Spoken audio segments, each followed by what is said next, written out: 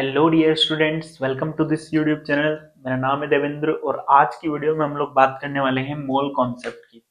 देखो, mole concept जो है ये पूरे केमिस्ट्री का हम लोग इसको एक बेसिक मान सकते हैं। जो फिजिकल केमिस्ट्री है हमारी, जिसमें हम लोग कॉन्सेंट्रेशन टर्म्स यूज करते हैं, उन सब का बेसिक समझने के लिए हमें मोल कॉन्सेप्ट को यहाँ पे बहुत अच्छे से समझना है।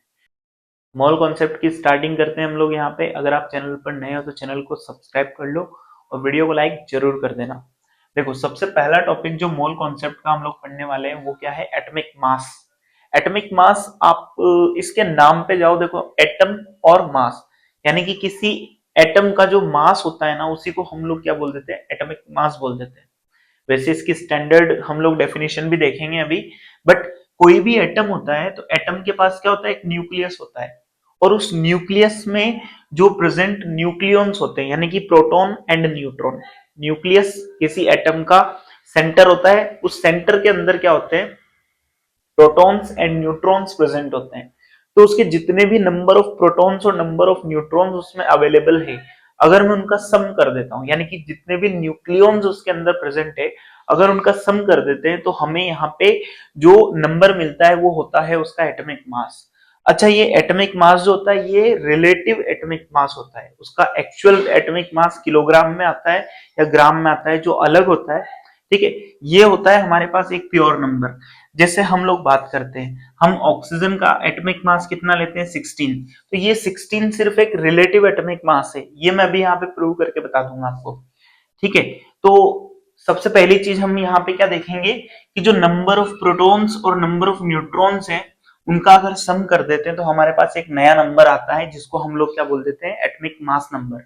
ठीक है, यानी कि टोटल नंबर ऑफ न्यूक्लियॉन्स जो न्यूक्लियस के अंदर प्रेजेंट है, यही हमारे क्या होते हैं? यहाँ पे एटॉमिक मास को रिप्रेजेंट करते हैं।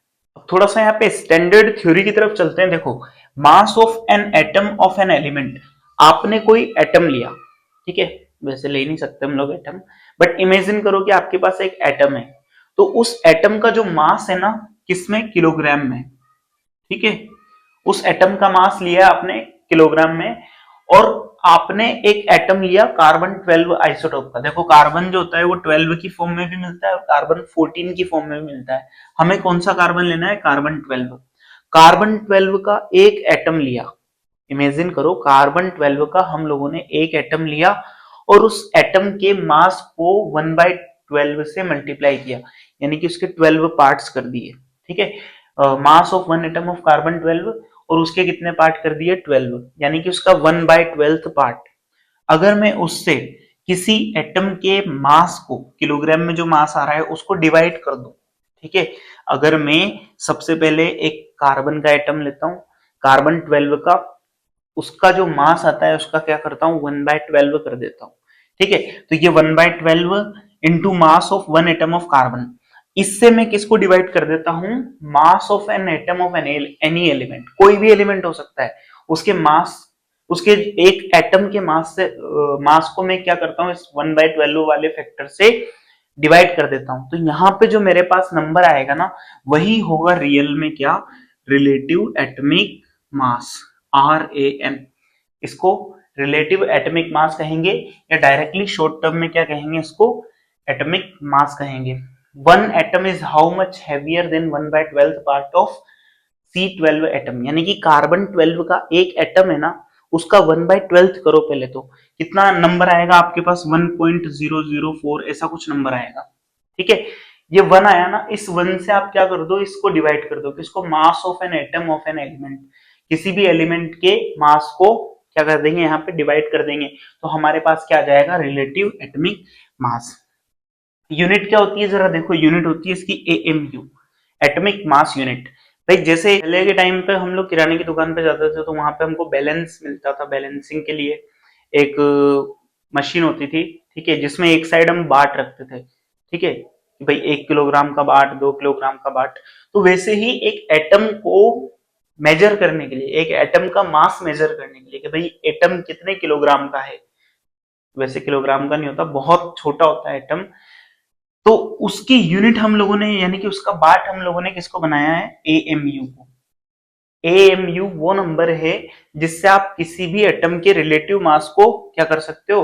मल्टीप्लाई कर सकते हो। जैसे ऑक्सीजन का रिलेटिव मास मैंने क्या बताया 16, जैसे ही आप 16 AMU लिखोगे तो ये क्या हो चुका है, ये ऑक्सीजन के एक एटम का मास हो चुका है, इसलिए इसको बोलते हैं एटॉमिक मास यूनिट। और एक AMU की वैल्यू होती है 1.66 इंटू 10⁻24 ग्राम, यानी कि जो भी मास आए, देखो ऑक्सीजन का 16 AMU मास आ रहा है ना, अगर आप 16 को इस नंबर से मल्टीप्लाई कर दोगे, ये 1 AMU वाले नंबर से, तो आपके पास ग्राम में क्या जाएगा, ऑक्सीजन के परमाणु यानी कि एटम का मास आ जाएगा। किस में आएगा, ग्राम में। अगर आपने इससे मल्टीप्लाई किया तो मास किस में आएगा, किलोग्राम में आएगा। ठीक है, तो ये कॉन्सेप्ट था हमारा एटॉमिक मास का। नेक्स्ट टॉपिक है हमारे पास यहाँ पे मॉलिक्यूलर मास। मॉलिक्यूलर मास क्या होता है, देखो जैसे एटम का मास होता है ना एटॉमिक मास, वैसे मॉलिक्यूल का जो मास आएगा उसको बोल देंगे हम लोग मॉलिक्यूलर मास। अब मॉलिक्यूलर मास को निकालने की जरूरत क्यों पड़ी, क्योंकि अल्टीमेटली अगर हम लोग देखें तो कोई भी मॉलिक्यूल कैसे बनता है, जब उसके अंदर एटम्स क्या करते हैं, एक दूसरे के साथ बॉन्डिंग करते हैं। ठीक है, तो एक मॉलिक्यूल बन जाता है, और मॉलिक्यूल के लिए जो मास हम लोग यहाँ पे निकालते हैं ना, उसे मॉलिक्यूलर मास बोलते हैं। द देखो यहाँ पे मॉलिक्यूलर मास की बिल्कुल सिंपल सी डेफिनेशन है, the sum of masses of all the constituent atoms in a molecule is called the molecular mass. आपको कुछ नहीं करना है, जो भी आपके पास एटम्स प्रेजेंट है मॉलिक्यूल के अंदर, उनके मास को आपको क्या करना है, सम करना है, यानी कि जोड़ना है, तो आपको क्या मिल जाएगा, मॉलिक्यूलर मास मिल जाएगा। जैसे एक एग्जांपल लिया है मैंने यहाँ पे ग्लूकोज का, ग्लूकोज में 6 तो क्या है, कार्बन, एक कार्बन का होता है 12, तो 6 कार्बन का 12 इंटू 6, प्लस हाइड्रोजन का एक का होता है 1, और कुछ कितने हाइड्रोजन है यहाँ पे 12। ठीक है, प्लस एक ऑक्सीजन का होता है 16, और कितने ऑक्सीजन है यहाँ पे 6। ठीक है, तो ये हो जाएगा 72 प्लस 12 प्लस 96, ये हो जाएगा कितना, 180। अच्छा, यहाँ पे आप चाहो तो AMU भी लगा सकते हो, और चाहो तो आप U भी लगा सकते हो। AMU और U में कोई डिफरेंस नहीं है, वही है। यू हमने इसलिए लिखा है क्योंकि हमने क्या करा है, कार्बन हाइड्रोजन और ऑक्सीजन के मास को यूनिफाई कर दिया है, एक कर दिया है। ठीक है ना, तो यूनिफाइड मास हम लोग इसलिए यहाँ पे लिखते हैं। तो आप यहाँ पे यू लिख सकते हो, या फिर आप चाहो तो यू की जगह AMU भी लिख सकते हो। ठीक है, ये आया किसमें, AMU में। अब आपसे पूछ लिया जाए कि इसको किलोग्राम में कन्वर्ट करो, तो मैंने क्या बताया है, इसको किलोग्राम में कन्वर्ट करने के लिए आप 1.66 इंटू 10⁻27 किलोग्राम से क्या कर दो, मल्टीप्लाई कर दो। अगर ग्राम में चेंज करना है तो यहाँ पावर -24 आ जाएगी। ठीक है, तो इस तरीके से आप क्या कर सकते हो, मोलिकुलर वेट भी या मोलिकुलर मास भी निकाल सकते हो। एक और एग्जांपल लेते हैं, चलो CO2 का निकालते हैं। CO2 में एक कार्बन का 12 और ऑक्सीजन 2 है, एक का 16 होता है इंटू 2, तो ये हो जाएगा 12 प्लस 16 दूना 32, यानी कि कितना हो गया 44U या 44 AMU। AMU भी आप इसके लिए यूज कर सकते हो, और U इसलिए लिखा जाता है क्योंकि हमने सारे जो एटम्स है ना, उनका जो मास है उसको यूनिफाई कर दिया है, इसलिए यूनिफाइड मास इसके लिए जनरली हम लोग लिखते हैं।